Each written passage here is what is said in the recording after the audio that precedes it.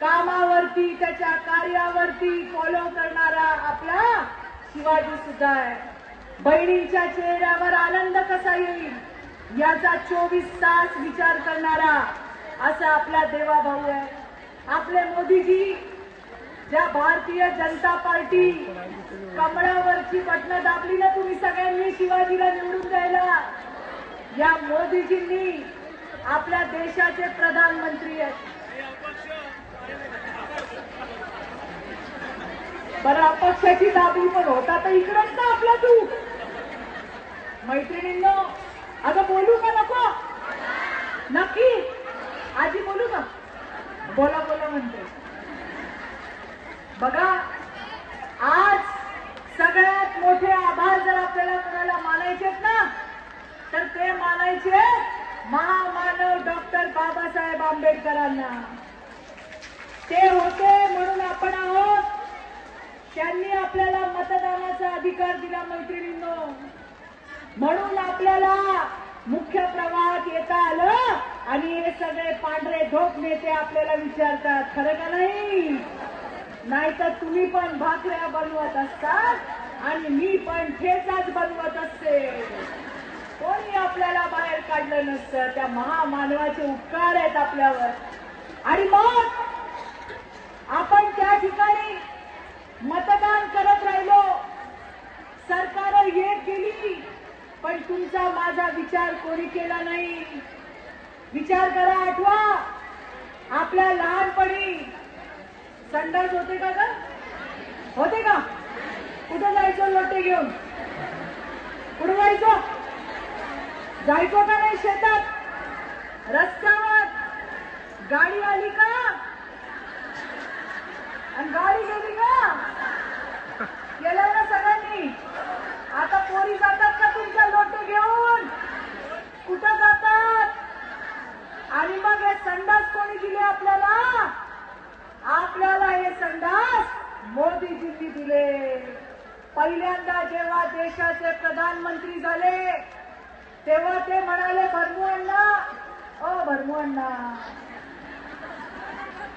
ते म्हणले तुमच्या लेकींची इज्जत ही तुमच्या घराचीच इज्जत नाही, या देशाची प्रत्येक ताई ही आपली इज्जत आहे, आपल्या देशाची इज्जत आहे, फक्त तुमच्या घरची इज्जत नाही। आणि माझ्या देशाची इज्जत रस्त्यावर जाणार नाही असा विचार करणारा पहिला प्रधानमंत्री, त्याचं नाव नरेंद्र मोदी आहे मैत्रिणींना, लक्षात ठेवा। अरे काय नाही केलं आपल्यासाठी? महिलांना मुख्य प्रवाहात आणायचं काम केलं। आता एक तुमच्या कामाची गोष्ट सांगू का? अगं सांगू का? सांगू का नको? रात्री अपरात्री फोन यायचे, येतात, काय सांगतात? चित्राताई नवऱ्याने मारलंय, घरातून बाहेर काढले। काय झालं? म्हणली दारू पिऊन आला आणि मला मारलं, पोरांना मारलं आणि घराच्या बाहेर काढलं। मग आम्ही काय करतो? पोलिसांना फोन करतो आणि त्यांना सांगतो जरा घरी जा, आमच्या दाजीला समजवा आणि आमच्या बहिणीला घरामध्ये घ्या। बहिणीला जेव्हा मारतो तेव्हा नवरा काय म्हणतो? नीट माझ्या घरातून, म्हणतो का नाही? अगं हो का नाही?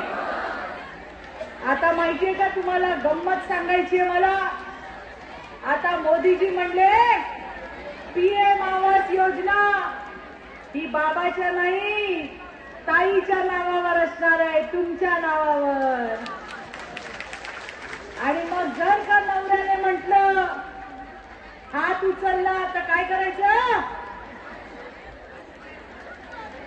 आपण नाही असं करायचं। मी असं म्हणते कुठल्या बहिणीच्या आयुष्यामध्ये असं क्षण येऊ नये, पण मला तुम्हाला हे सांगायचं मैत्रिणींनी की त्या ठिकाणी आपल्याला सक्षम बनवण्यासाठी मोदीजींनी वेगळ्या वेगळ्या योजना त्या ठिकाणी आणल्या आणि त्यासाठीच आज आपण सगळेजण हे मोदीजींच्या, देवेंद्रजींच्या आणि आपल्या शिवाजीच्या सोबत आहोत। आजचा दिवस खूप खास आहे, बोलण्यासारखं खूप आहे, पण आज मी काय फार तुम्हाला बोलत नाही।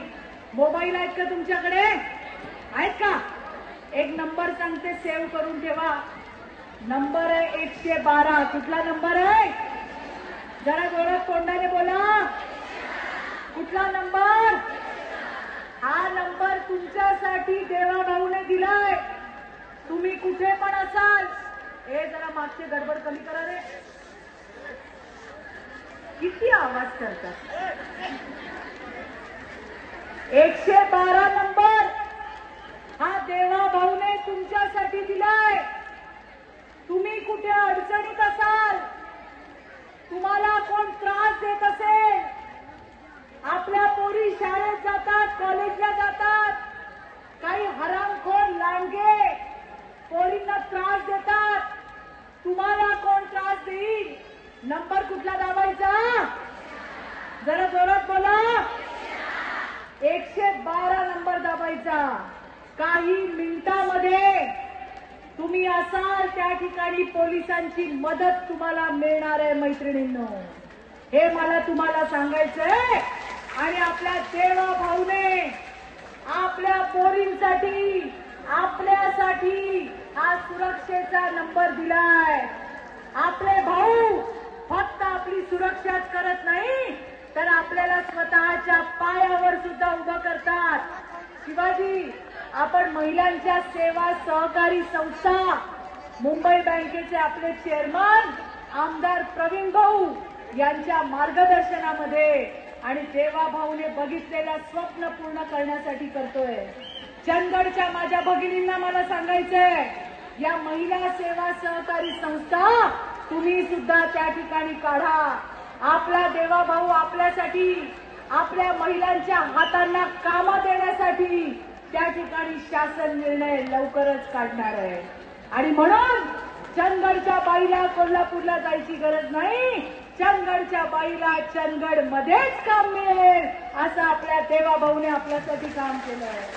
आणि म्हणून मैत्रिणींनो, आपला जसा सख्खा आणि पक्का भाऊ आपला देवा भाऊ आहे, आपले शिंदे साहेब आहेत, आपला अजितदादा आहे, तसे आपले सावत्र भाऊ सुद्धा बसले. काही सावत्र बहिणी बसल्या. पैसे तुम्हाला येत आहेत लाडक्या बहिणीचे, चांगले आहे का वाईट आहे? जोरात बोला, मला ऐकायला येत नाही. बंद करायचेत का? बंद करायचेत का? अगं बंद करायचेत का? पण हे आपले सावत्र दोडके भाऊ ते म्हणतात या बहिणींना पैसे देऊ नका. त्या म्हणतात बहिणी पण आहे, काही सावत्र बहिणी पण आहेत, त्या कुई कुई करत असतात. त्या म्हणतात बहिणींना पैसे देऊ नका. बहिणी आपल्या, तुम्ही फक्त बहिणींकडे बघता आणि राज्यामध्ये असं चाललंय, राज्यामध्ये तसं चाललंय. पण तुम्हाला मी सांगते, आपला देवा भाऊ सगळ्यांच्या प्रश्नांना उत्तर द्यायला समर्थ आहे. कोणाच्या जीवावर माहितीये? तुमच्या सगळ्यांच्या जीवावर, तुमच्या सगळ्यांच्या जीवावर. आणि तुम्हाला परत सांगते, देवा भाऊचा निरोप आहे.